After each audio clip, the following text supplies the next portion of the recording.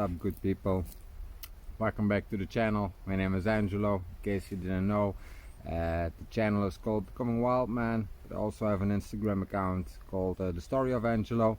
I'm in the woods.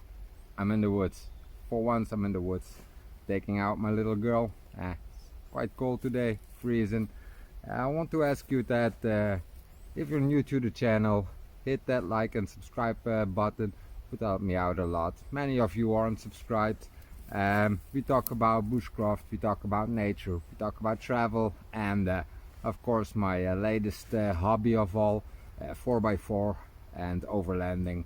So if that's something that you might be interested in, then why not hit that button and help a brother out here, right? Alright, let's get into it. Today I got a video, and it's about something new that came out this year. Well, let me dive into it. It's bona fide. It's been a long time since I made a video. Here we go, look at that. That's already looking better. So I want to talk to you guys about this knife. I just got it like yesterday, so it's brand spanking new. Only thing I did with it was some food prep and put a new edge on it. The factory edge was sharp, but you know how that goes for us knife guys. It's never sharp enough. So why do I want to talk to you about this video is there are some videos online talking about specification and of course the already famous field strip. You can take this knife apart just by using this button here, but that's not why I want to do this video. The thing what I was contemplating on is this a good EDC knife for bushcrafters and survivalists? So what makes a good bushcraft knife? Well, let me dive in first, like why did I bought this knife, what got my attention, because this came out 2021, so it's been out for a month, and it got my attention because of the field strip technology. The ability to take this knife apart, clean it, put it back together without any fuss, just in the field. I dig it. I really dig it. Also the blade shape. It's quite a big blade. It's a bit longer than my hand. For your the English viewers, I'm sorry. It's a lock knife. So nope. You cannot have it. Not legally at least. The shape as well, it's a continuous curve. I'm a big sucker for continuous curve knives. Just like Morse Kohansky said, there's no better knife than a knife with a continuous curve, and I do agree on the master with that one.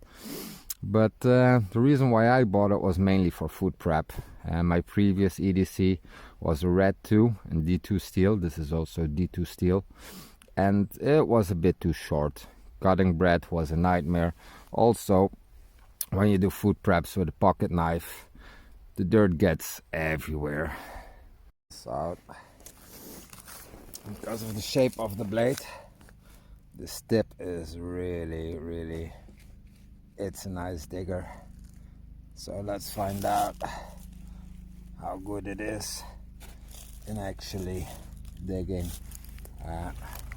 Why would you need to make a hole, you might ask yourself? Well, I'm a fan of fire by friction, and to be able to do that, you would need to have a knife that has the capability of digging some holes. Just start your fire drilly, your hardboard, and your hand block. I would say there's a chopper coming over. I would say yeah, no issues whatsoever.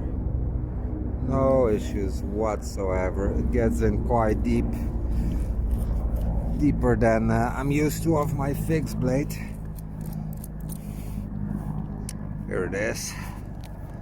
I hope you guys can see this clearly. It's quite getting dark now, but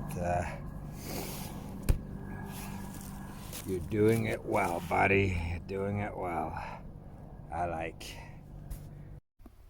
Field strip technology, take this thing apart. It's all well and great, but is it a great knife for bushcrafters? Is it a great knife for survivalists? In my opinion, what does a good bushcraft EDC knife should be capable of doing? Well, of course you need to process materials, food, wood, all that kind of neat stuff. That will be definitely no problem. But the thing that surprised me, due to this shape of the knife, I wasn't expecting it to do one thing in particular, and that's to throw off sparks of a fire steel. That was the main concern that I had. It wasn't really something that it needed to do for me, because I actually more bought it as a food prepping knife. You know, when you're on the trail or you're driving around in your 4x4 and you just want to make yourself a sandwich and cut up some salami and, you know, do butter on the bread and all that kind of stuff that makes your knife go dirty. That's why I have it with the field strip technology, so you can take it apart and clean it. But it bloody well does something I didn't expect it to do. And it's freezing right now. It's kind of hard to get it into wood, but let me get this thing out.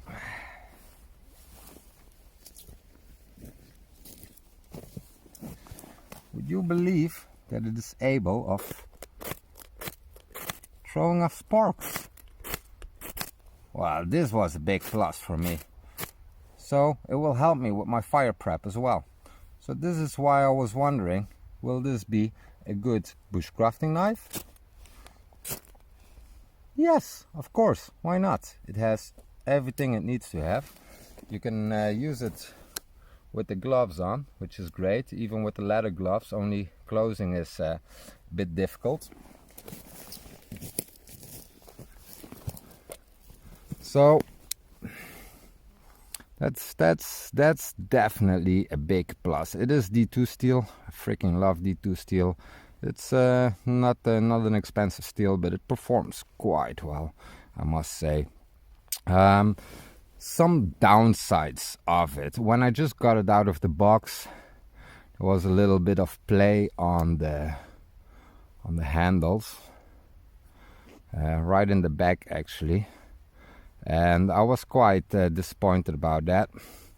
But as it turned out, as I was playing with it, taking the knife apart and such, I thought that it would be that the tolerances weren't close enough on these things, but turns out, because I was playing with it, that it got a whole lot better.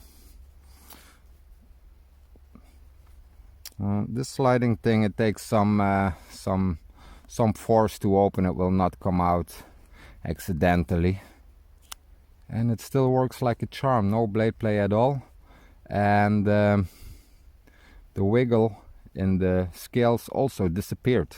So I think you just gotta take it apart a few times, and it all has to settle in a little bit more.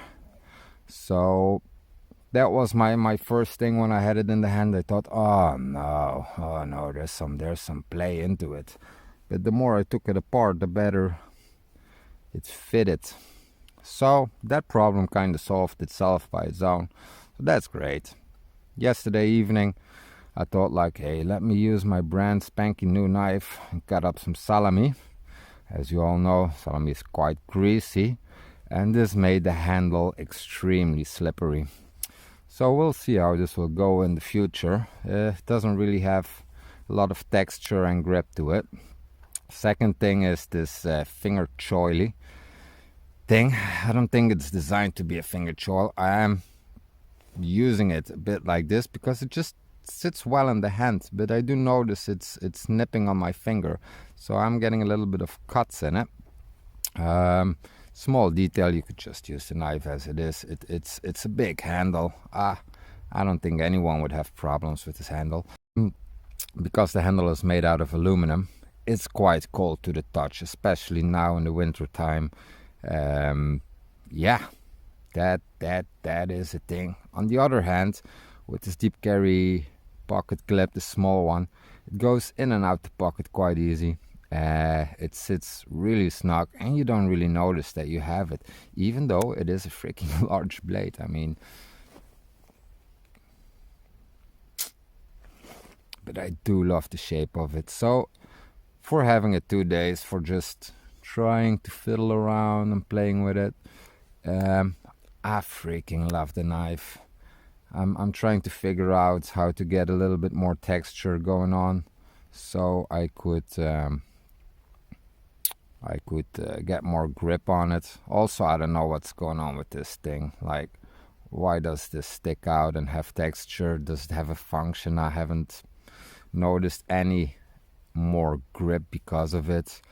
Also, everything is quite sharp. The edges are sharp.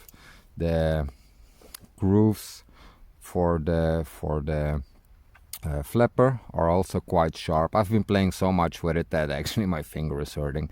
But that's always when I get a new knife. I'm playing so much with it that at one point you just gotta say, okay, put it to the side and let it be.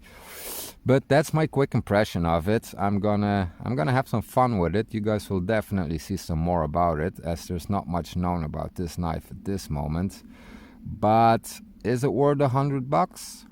Damn right it is. Maybe not because of the blade steel, but this technology of taking your knife apart, freaking brilliant. Canonian, you nailed this one, buddy. I love the design of the knife. You can find plenty of information on other people's channels about it. I'm not the guy that goes into technical details, but ooh, I love playing with it. On the other hand, it's not so fast. It's not like the Red 1, the Red 2s, or other flippers or stuff like that. It's assistant opened. Nope, but it works great. Give it a little flick and yeah, it comes out just great enough. Yeah, I was sharpening the knife. I had to say I was using the D2, the Volkneven DC4 stone, and it took me a while to figure out the right edge for sharpening. The steel is quite hard. I don't think this is a 59 Rockwell or hardened steel. I think it's higher than that. The tempering is quite good. I don't know about the edge retention. I would say what to do. Let's find some wood and try out how it goes. But the time will tell. Time will tell. So for now, I'm gonna sign off, and we're gonna enjoy our walk a little bit and taking this all beautiful stuff in there. Just one more time before I go. Ooh, don't we just love that? Okay, guys, that's me signing off. Have a good one. See ya. Bye-bye.